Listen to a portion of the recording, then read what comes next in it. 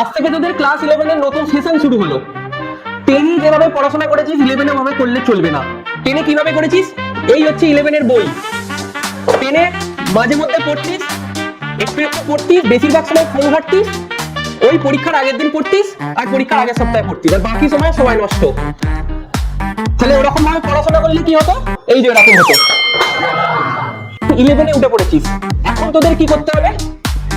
সব স্যারদের কথা শুনতে হবে।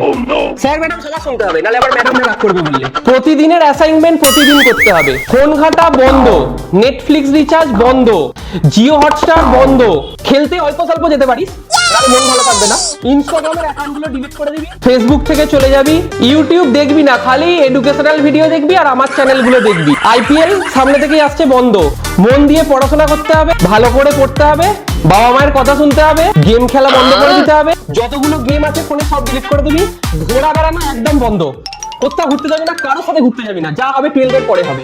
আর একটা কেরিয়ার গোল নিবি, নিয়ে সারা বছর পড়াশোনা করবি। করলে কি হবে দেখ।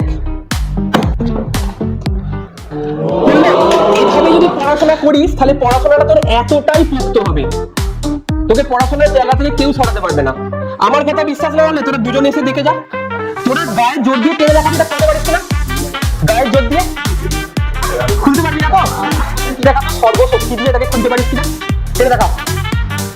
দেখ খুলতে পারছিস না। তুই 11-12 এর পড়াশোনাটা এইভাবে তৈরি করিস, তাহলে কনসেপ্ট হবে এই বই দুটোর মতো পোক্ত। সেই কনসেপ্ট দিয়ে তোদের যে কোনো পরীক্ষা ক্লিয়ার হয়ে যাবে। এভাবে পড়াশোনা করবি তো?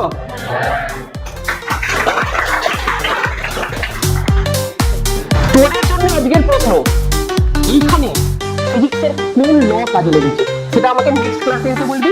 আর যারা ভিডিও দেখছিস তারা কমেন্টে আমাদের জানাবি।